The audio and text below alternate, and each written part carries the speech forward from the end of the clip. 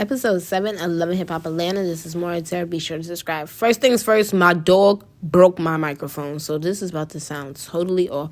But to kick off this episode, we have Queen Key and Rennie Rucci. And Queen Key is recapping her meetup with Jock, Erica Banks, and I think her name is Selma.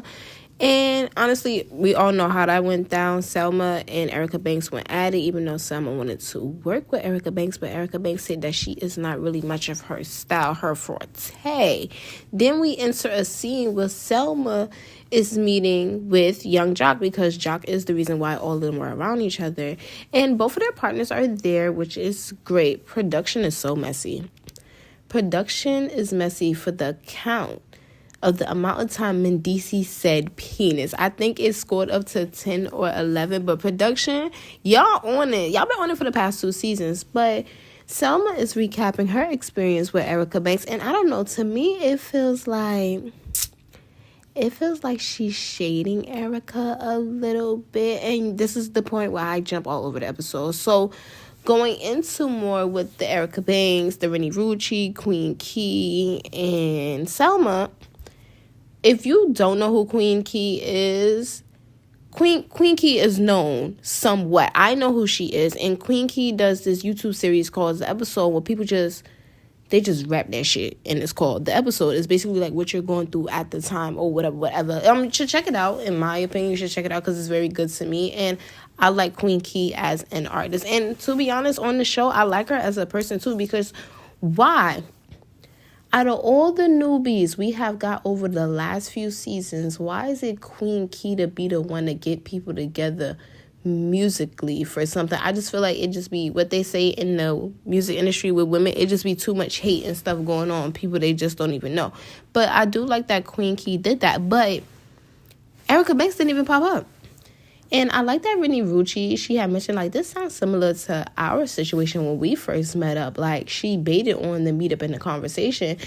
I feel like this is different because this is where y'all can go ball for ball. This is something like, we ain't about to fight about it. We ain't about to tweet about it. We gonna rap about it. Like, do you rap or do you sweet bitch get in the booth? Okay, what Lotto say? Like, this was the opportunity if Erica Banks really feels some type of way, because Selma feel like, bitch, you ain't really come because I'm here. And to be honest, Erica said she was sick, but Erica, it do make you a little, in my opinion, it make you a little weak that you didn't pop up for this, because, like, yeah, you know, in my opinion, you and Queen Key is somewhat, like, same status musically. That's just my opinion. I just knew, because Queen Key has been out longer, so Queen Key is a little bit more up there. No, Queen Key is up there. I ain't even about no shade.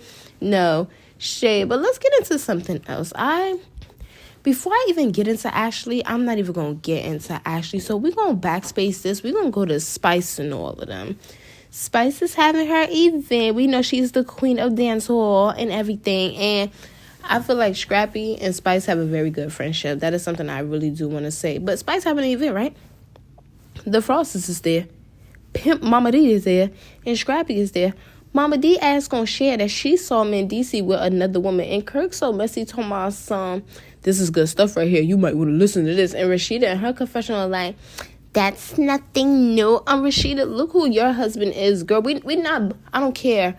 I'm not bypassing what he did to Rashida. And I moving along from that. Spice does her event. Well, she does her set. And she brings Scrappy on her set. And Yandy gets there. The Frosters leave, like, literally right after Spice set. So, Yandy's talking to Spice and everything, and she goes to share how, like, Rashida and them really went on podcasts and just started violating for no reason. And really, that's what it looked like. It looked like they was violating for no reason, because what made you do that, Rashida? What made you do that, Kurt? What made y'all start talking about the Smiths? And she said that she was talking to Rashida about things in private, and those private moments ended up on the podcasts and stuff. And she never went on podcasts and talked that bad about the Frosters. She didn't keep it cute. She kept it mute. I know that's right, confidence woman, Yandy. Martin Luther King Jr., because that's really who Yandy thinks she is. She be all in the fields and stuff like that. Black lives do matter, and I do like Yandy for that.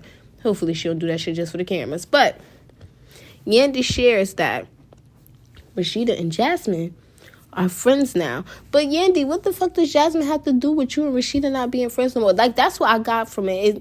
Maybe they edited it wrong. Because it made it seem like Yandy was saying, like, oh, me and Rashida not as close no more because of Jasmine. If you don't know who Jasmine is, that's Kirk baby mama that he cheated on Rashida with and got the other baby Cannon, whatever his name is. But let's get into some deeper stuff.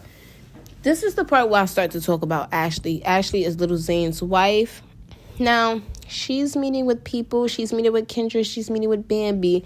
And I really like the fact that she was sharing a little bit of her and Zayn's relationship. Like, yeah, I get that y'all are friends and stuff like that. But she shares that, like, Zayn is giving his mother money without telling her. And then I really feel like she was wrong for sharing that Zayn's daddy not really his daddy. Like, you can share the mom, but you can't share nothing. You can't share nothing, but you can share, oh, he not taking care of the kids no more. You can share, like, oh, his mom asking for money, but sharing, like, his real life business that his daddy not his daddy. Like I said, y'all hear me say, like, men mental health really do fucking matter. So you don't know that's your husband, but you don't know how that is, like, really messing with him at the moment. But then Ashley also shares that Zayn told her that Bambi kids got christening without her acknowledgement. And then she called Zayn too, and Zayn said, like, Bambi, I understand. Bambi, I understand. Nothing should be done to your kids without you knowing. Now, let's get into Bambi a little bit. Zell's swag, that confessional look was not it. Yo, when I said Zell be having swag, and that swag was not zelling for him. But he going to meet with Bambi a little later on in the day or the next day, whatever. And Bambi shares, like, some woman is messaging her about Ray, like, oh, how they was this and that, like, before they got together. And I really, really love how Zell was so honest with her and was like, I'm happy for you.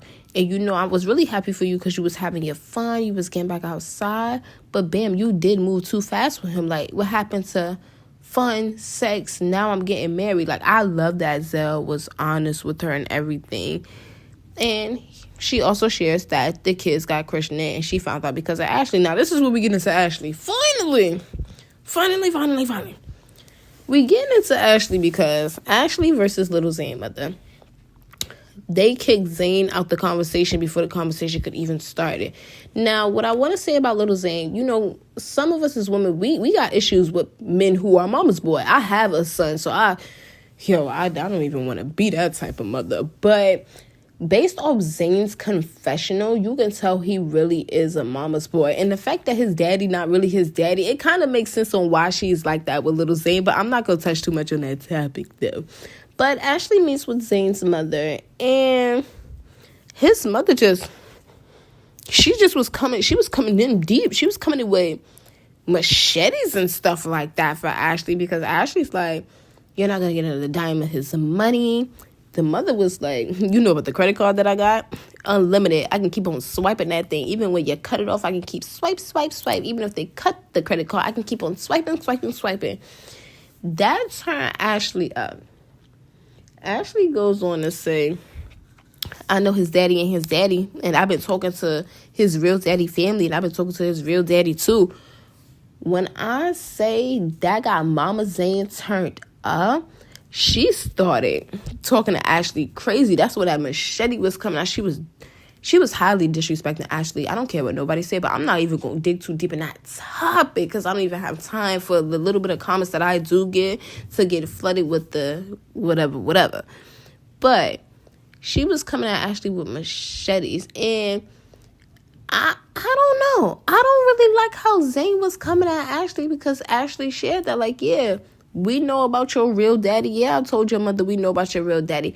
I understand him, but at the same time, I was on Ashley's side. Like, did you not hear what I said, what your mother was saying to me at this table too at the same time? Like, the fact that she kept getting at Ashley's face, Ashley done walked away. I think Ashley walked away like a good 2-3 times. Ashley done walked away, went to go mind her business, went to go sit down and everything. Yeah, she was still speaking out loud, bickering or whatever, but she walked away, and Zayn mother kept getting in her face. Like, that right there, Zayn, you ain't even no more picking and choosing. You've been with this man for 12 years, Ashley, so now it's time for you to choose to leave this man alone, because what you told him, you keep giving her money, you can go live with your mother. And this is more Tara, and I watch almost everything.